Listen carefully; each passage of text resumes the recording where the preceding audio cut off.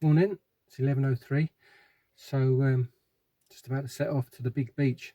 Got to stop off at Poindexter's down in Southampton, pick some bait up, pick some extra. I found some black lug, they got some black lug, and I'm going to pick a bit of rag up from them as well as a scratching bait, and then onwards. And I think I'm going to, it would be Abbotsbury again, and I'll decide whether I go to the right or to the left. Right. See you in a bit.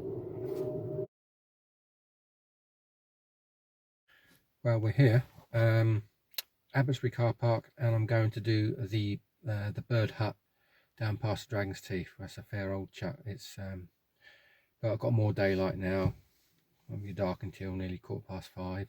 So yeah, now it's time to get my fishing head on. Right, see you on the beach.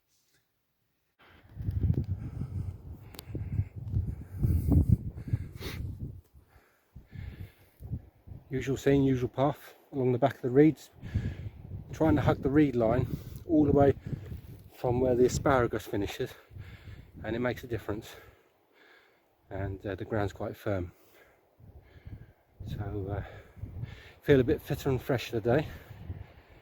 Yeah, I must admit, last week doing the 2 sessions down at Boston Salvo first, climb down, climb up, back to the car, have a rest, then back out again to Boston Beach. It was a bit of a killer. Anyway, as I always say here, onwards and upwards. Ciao for now. Right, so where the asparagus ends, right down there, you can follow the reed line pretty much on a dirt path, which is really quite firm. That's a good 350 yards of easy path until you get here, and then you get your last ramp, I call it, up onto the top. 50 yards over here we've got the teeth, and in the background over there, there's the bird hut with that pontoon thing out in front of it, so we'll go opposite that. So from the teeth it's probably about another 250-300 yards. Ah dear. And yes, I'm panting now. Right, see you in a bit. There's the bird hut right behind me. Just off this kind of raised point here. Down there is where I'm going to go.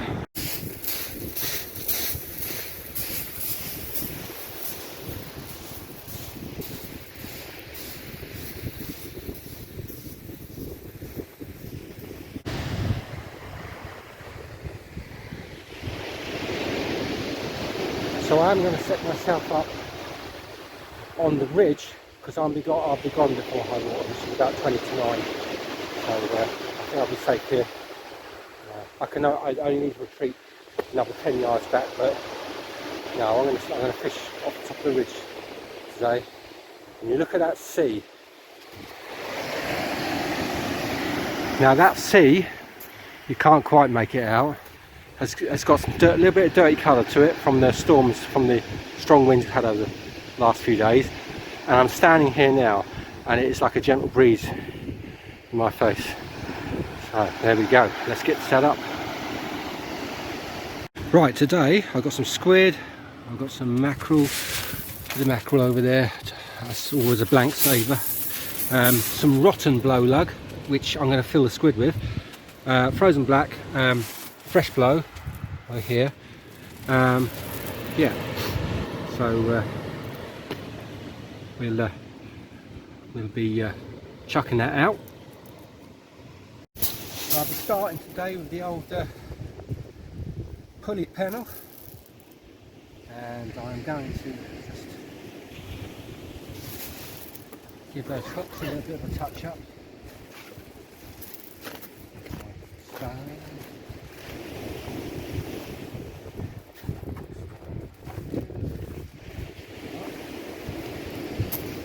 right, so I'm going to wet me up. Right, it's always good to have a bucket of water. Right, I'm literally just going to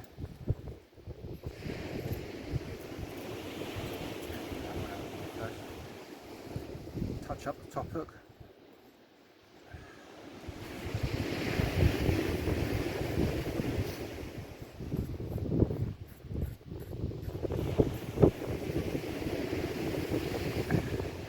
Touch up the main hook.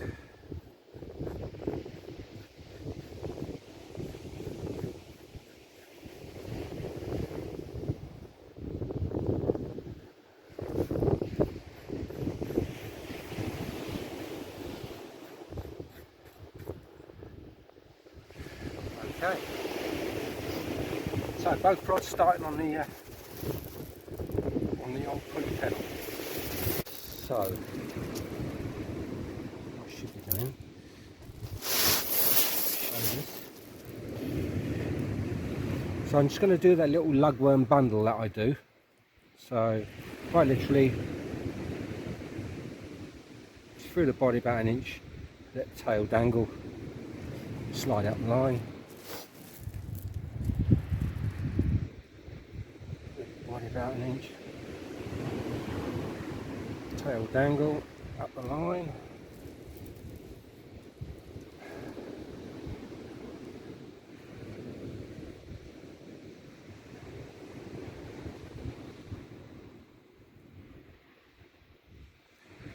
Yeah, and a bit of black.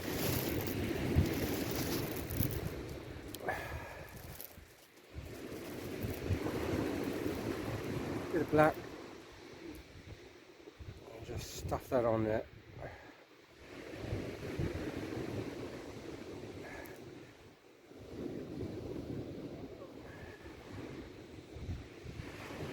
Like so. That's where he is. Top hook down.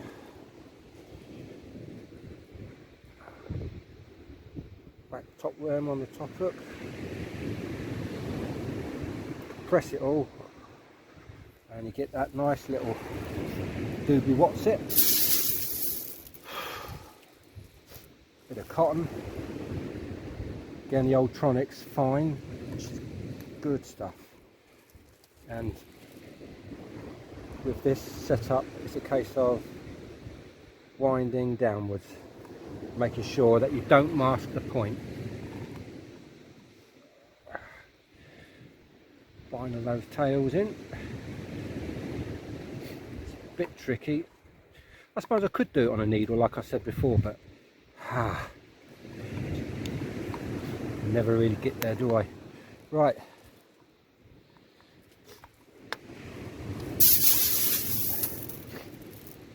Setting wires.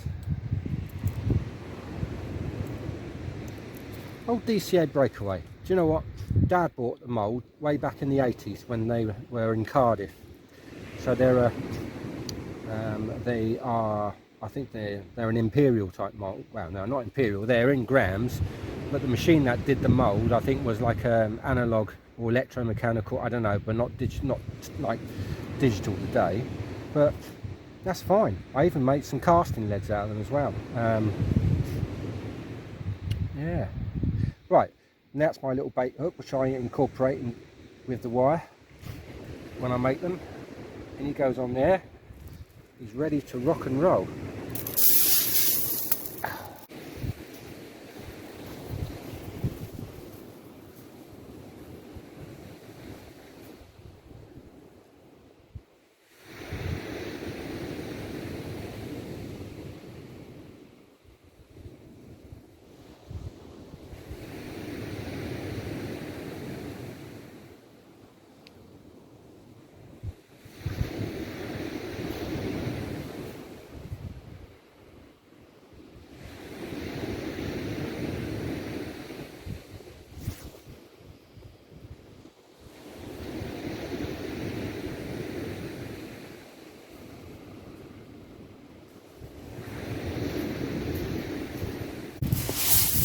With this second rod, I'm going to try the lugworm parcel, or I think they used to call it a lugworm sausage in the Bristol Channel a long time ago.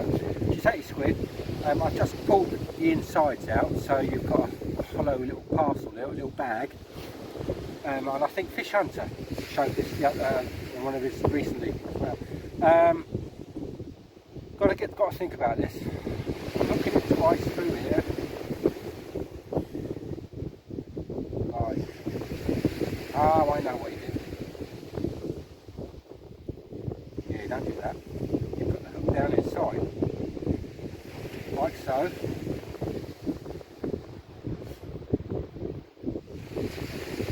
And then poke it out to the end there. Right. So the bag is now on with the hook pushed inside. And get some of this slimy, rotten stuff. Look at that, rotten as buggery. Stinks. Poor Christ. Ugh, that's well blown. I'm going to just kind of feed it. It's not easy. Jesus.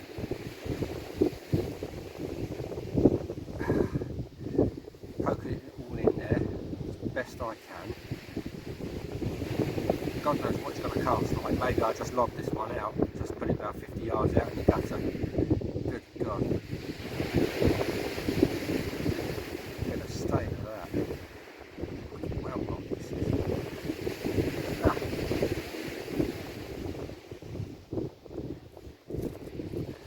Right.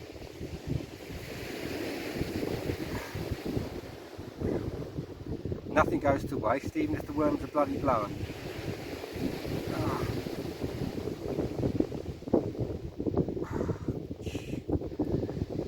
Right, it's like a kind of, I don't know if you can see that all in there. It's even changed colour, it's full of that rotten worm. Now, pull the topper down.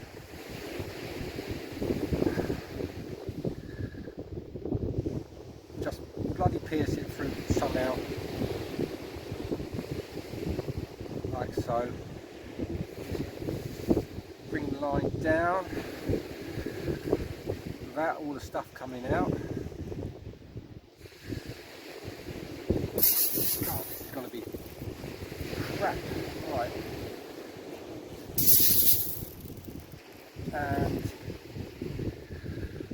now it's time to bind.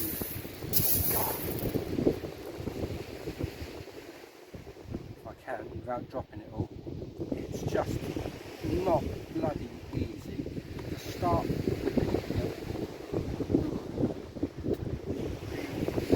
get a start on it. It's not easy. You are all fingers and thumbs. Make sure you're not masking the point of the main hook. No. Right, now it's time to bind it up.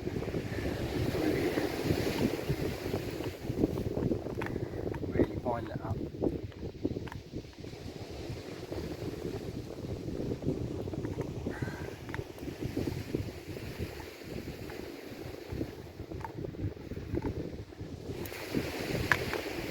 Wow, so the finished article is that. My God. So let's see how this this mess goes. I'll just cast it. I'll just do a layback, not a pendulum, I think, with this. Otherwise, I'll probably get a load of rotten lug all over this place. Oh, crap-a-rama.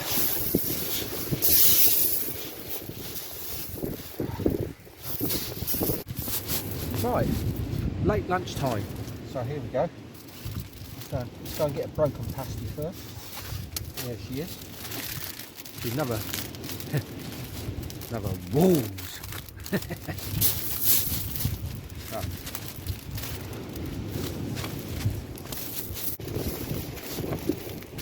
So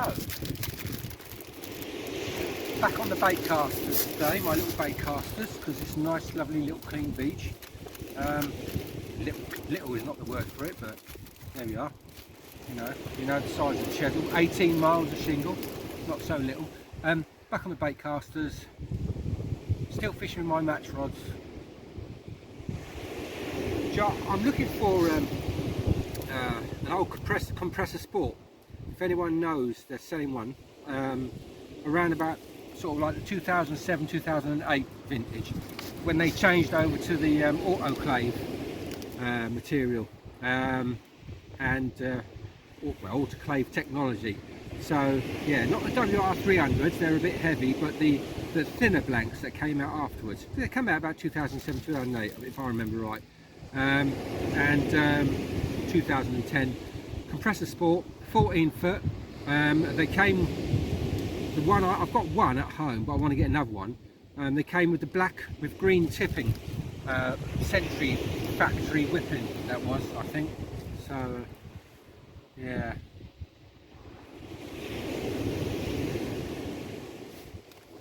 That's what I'm looking for.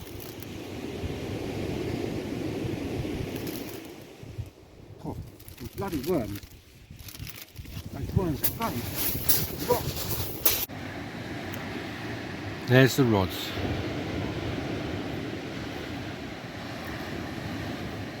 That's those little marine sports bait casters. I've had them since 2004. Amazing, eh?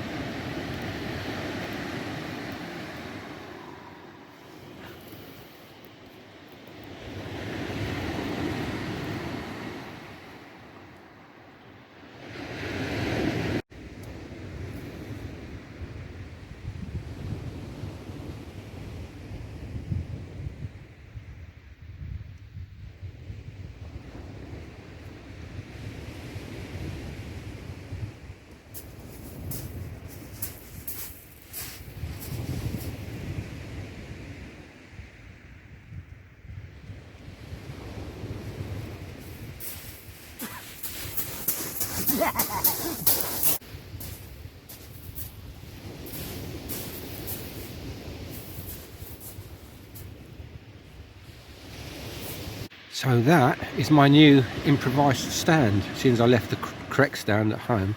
It's actually better because it has strong legs which can be flattened right out, although the post doesn't go very high. Yeah, and what I did was I bought a freshwater rod rest head, which was able to grip the phone. Yeah. So that stand seems to be doing the job. Yeah, that's all I've got to use today anyway. Tide's still going out, which I like, which is nice. I mean, they're going to go right over low water. But it is 20 to 9 tonight when it's high water, so should be making tracks then. Have my dinner about 8 o'clock, something like that, and then make and get ready to pack up. Yeah. Nice to be here again.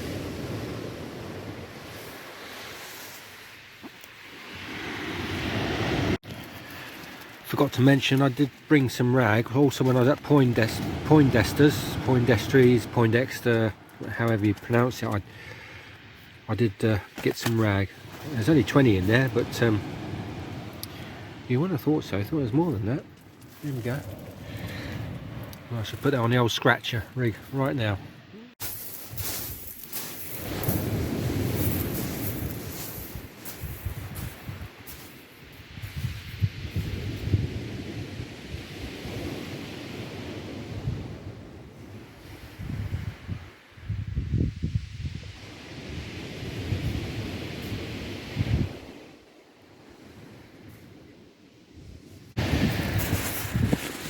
So today, again, double patting. This is a short pulley. It's about 24 inches. Very, very short. Again, with the with that lugworm parcel, squid and lug. I also scored the sides of the squid to get some sort of cuts in that, to get some juice coming out with the worm in that. And on this one here, the 2-hook flapper. And this is rag tipped with mackerel. Yeah, might get a pout, might get a doggy. We'll have to wait and see.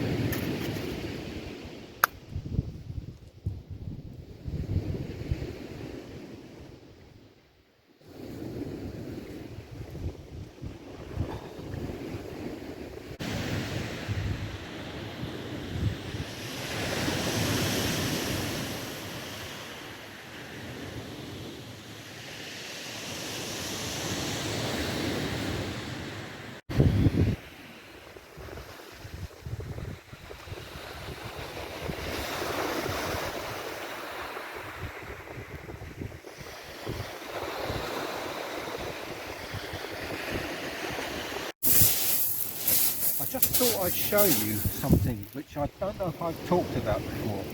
So this is a small little size 4 hook on here, and if you could see the worm, the hook has gone in about 1/2 inch down from the head. That keeps the head moving, not through the mouth of the worm. This is a ragworm, but literally about 1/2 inch down from the head, so that the head keeps moving, and then the rest of it gets thread on normally, like so. Put the whole worm on this one.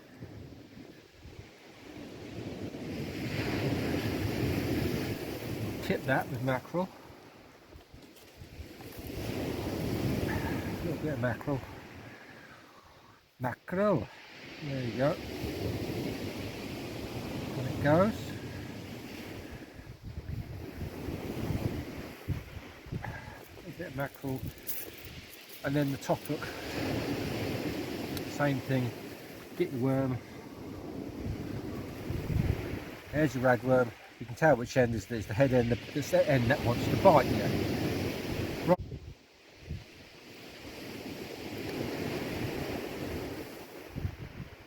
Like so. Feed it on. Well, I must admit, it's quite a big worm, that one actually. I'll push it all the way up.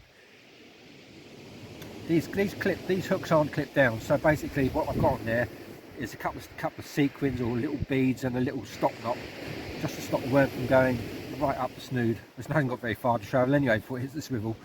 So, same on this one. There's a little stop knot. Yeah, and a little bead, and I put a bit of mackerel on this one. Oh, I got a bite finally. Right. Oh, come on now.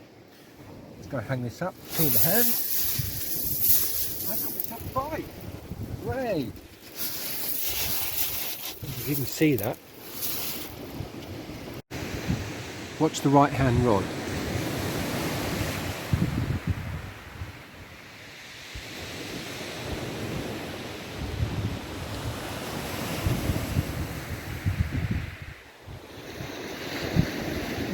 Yeah, there's fishky on there.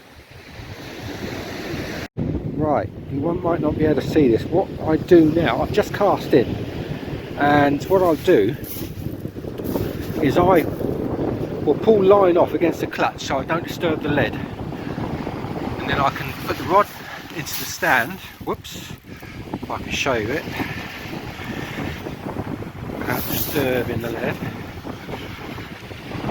See if that will do it. Oh, I can't do it like that.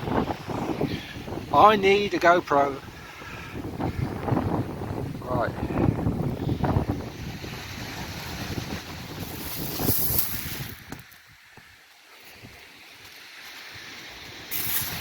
There you go. Just put it off against the clutch. Now what we do now, just tighten it, and then we'll take up the slack.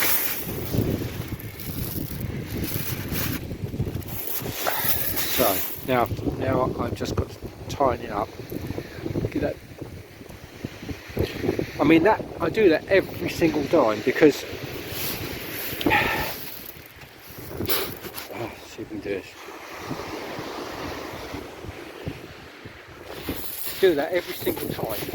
The reason for that is that you're cast probably 10 yards away from your position, from your shelter, 10-15 yards away. You need to let the lead hit the bottom, so let off slack line, then walk back, and then we don't let off too much slack line, and as you walk back, then it'll tension, it'll pull up tight, so then start letting it off the clutch. And with a fixed ball, the same thing. Slacken, cast out, and give it a few seconds to settle. Then slacken off the clutch, and let the line come off the clutch. You don't disturb the lead. You keep the contact to the lead, and your line, especially in rough weather, your line won't get buried by the waves when you're walking back to your stand. Yeah, that's all I've got to say about that.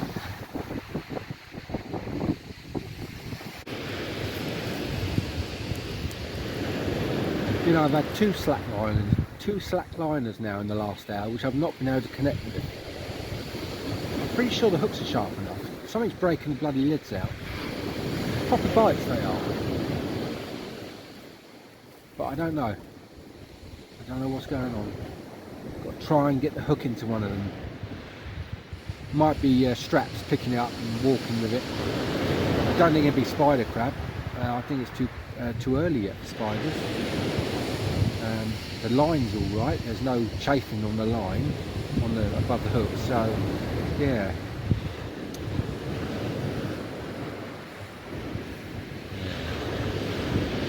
Let's see. Right. What do we have in here? We have a little pout. I can pull him out. Get my other hand in there. There he is. Wait, don't go on the bait board, Christ's sake. That's the last place you want to be. Here we are. Tiny little 6.5, 7-inch pout. But saves the blank. My phone battery's getting low, folks, so I don't know how much recording I can do. I'm going to turn off now.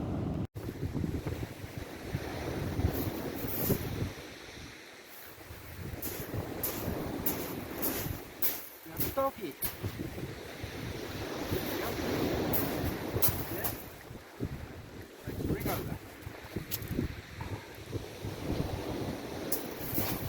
There he is, one little doggy, second species of the night. Haven't blanked. Oh well, like to get a coddling. Have to see about that.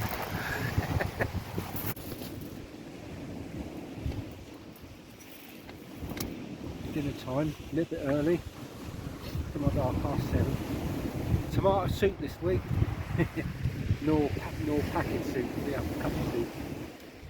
There we go. Does the job. Does the job. Tomato soup, finally. It comes in and out of stock in our local supermarkets. Like the wind changes, like the changing of the wind. And I don't know why. One week you can get it, other weeks you can't. But doesn't matter. Have to eat something else if you don't get tomato soup. There you go. That's it.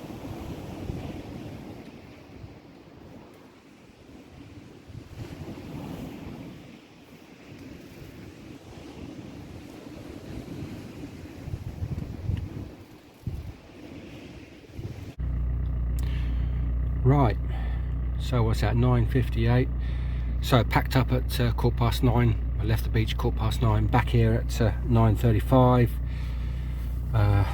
Went down then to get some, unloaded everything into the car, loaded the car, went down into the beach to get some water. Get some water for the worms. Yeah. It's the water I've got, it's about a couple of weeks old now, so I need to chuck it out. So yeah, all in all, I ended up with 2 dogs and 2 pout. I didn't bother to film the other dog and the other pout, primarily because this phone was losing battery charge. You know, as soon as we got to about 6:30, 7 o'clock, it was getting down to about 30%, 25%. I thought, what's going on? Put it in the pocket. Oh, then it just cut out on me. It just turned itself off at about 7:30.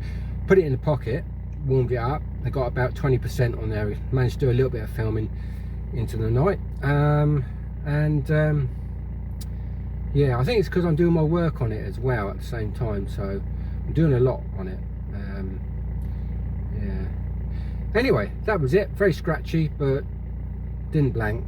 That's the main thing. Right. So, what I'm going to say now, it's home, James, and don't spare the horses.